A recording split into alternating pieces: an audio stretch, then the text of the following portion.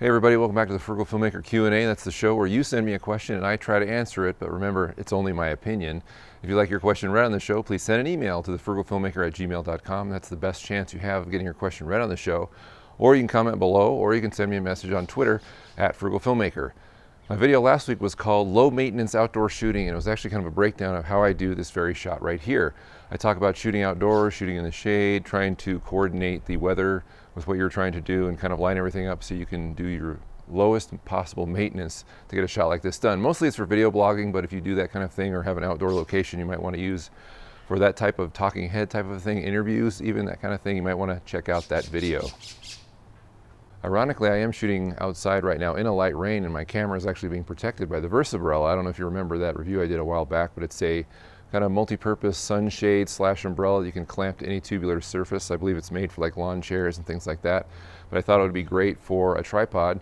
So I requested one, they gave it to me, I reviewed it. I'm actually using it right now. It comes in very handy, be a great addition to your kit. If you'd like to see more about that, check out the link below or the YouTube card. Our first question comes from email. It's from Will Fasty, who says, is there a way to get a clip from a YouTube video? He's talking about downloading YouTube videos here, and this is quite possible. There are sites all over the web that will allow you to just copy the YouTube link, paste it in their site, and it will convert it into something like an MP4 or MOV or whatever you'd like, and then you can download it to your computer and do whatever you want with it. I sometimes use this on my own videos actually when I couldn't find the rendered file and didn't want to render a new one. I just download it from YouTube. Of course, the quality is less because YouTube compresses it, but this is very possible. Again, websites all over the place.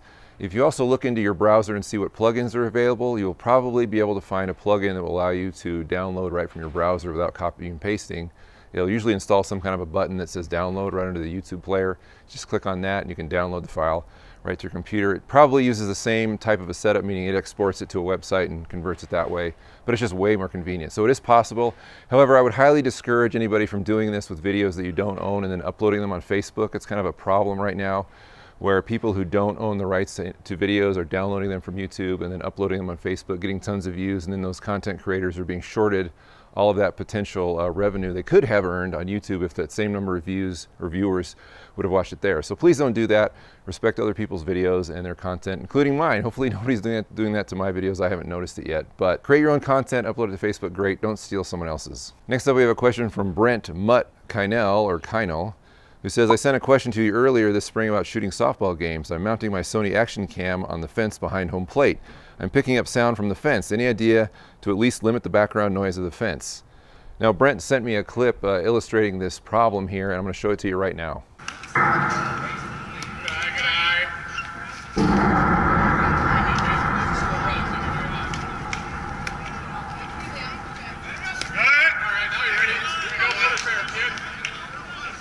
Okay, so it's pretty obvious there's noise coming from that fence directly into the mic on the camera.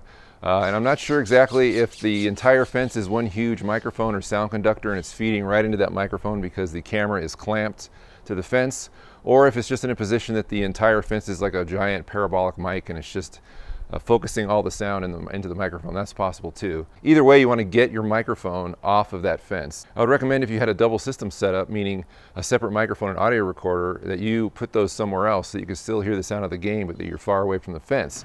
That way you keep the shot that you want, but you're able to improve your sound.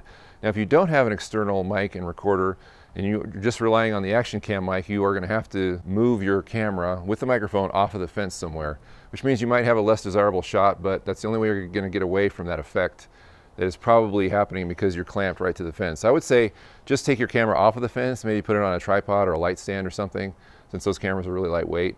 Put a sandbag on it, of course, so the wind doesn't blow it over, and see if that helps.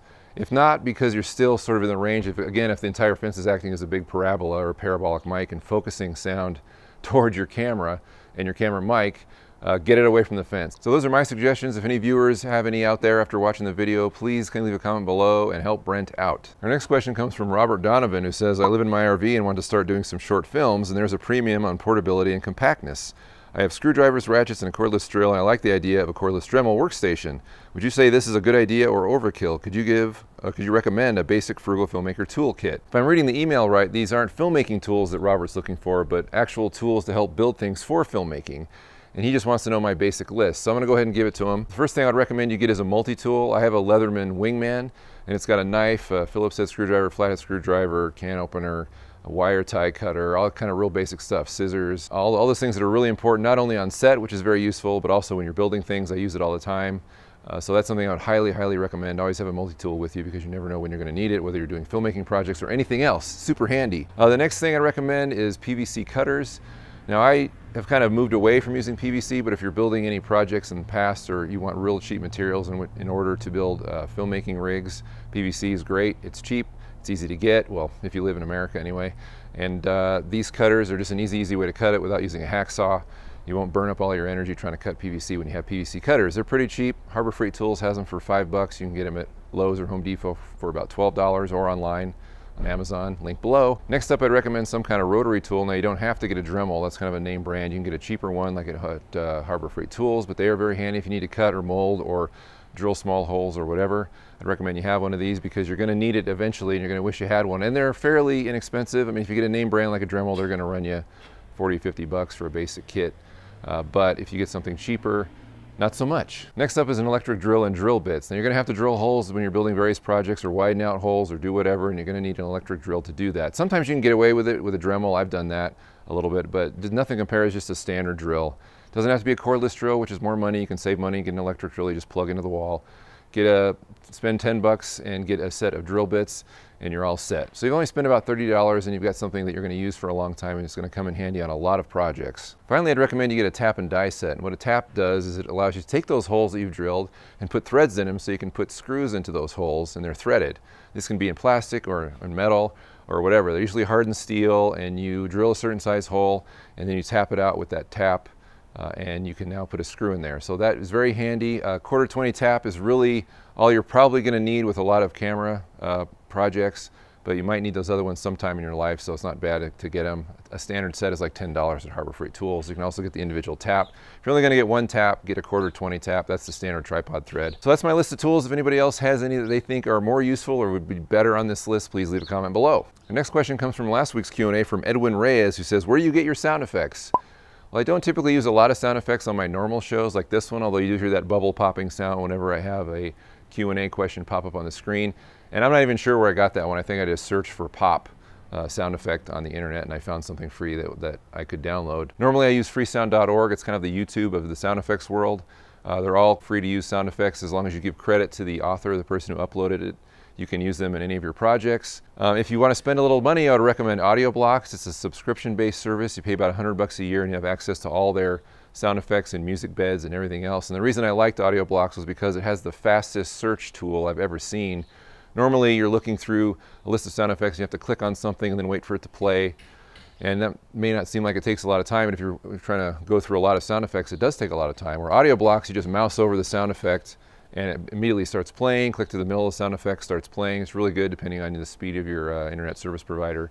So I highly recommend that if you're willing to spend a little bit of money. If you don't want to spend money, go to Freesound. It's great. Okay, we got another question from the old DIY boom pole video from Robert Donovan again, who says, any reason why one couldn't just drill a 3/8 inch hole at the start rather than go through all this stuff with widening the hole? And this is true, and the reason I'm reading this question, normally I don't reach way back into the past to answer questions on this show for old videos, but one thing I did want to address here is that the fact that these videos are old also means that they've been improved a lot since then. For example, I would never build a DIY boom pole the same way I built it way back then. I would take that adapter that I made for an extension pole or a paint pole, which goes from the paint pole threads to quarter 20 threads. You can add all kinds of accessories on the end of a pole, including a microphone or a shock mount that will let you hold a microphone. Something I've wanted to do is kind of update older videos with maybe newer designs, and I've kind of tried to do that by making adapter videos and other things like that, but I know that sometimes things get lost because if you search for boom pole video, that video is going to pop up and it's got a decent number of views, and so people are going to look at it. And I did go through a lot of, it seems like, unnecessary steps, but again, it's part of my process of learning and growing and doing things better and improving and streamlining. I mean, have you seen my first video? It's kind of embarrassing. Even though the content in the video is still worthwhile and still good, I think. It was about how to make a lighting dimmer. I was totally goofy on that video, and yeah, so hopefully I've improved in my presentation skills. All right, that's all our questions this week. Remember, if you'd like your question read on the show, please send me an email to frugalfilmmaker@gmail.com. That's your best chance of having it read on the show. You can also leave a comment below, or you can send me a message on Twitter @frugalfilmmaker. This week we should have another video, hopefully on Thursday. That's the goal. And another Q&A on Monday, so we'll see you then. Bye-bye.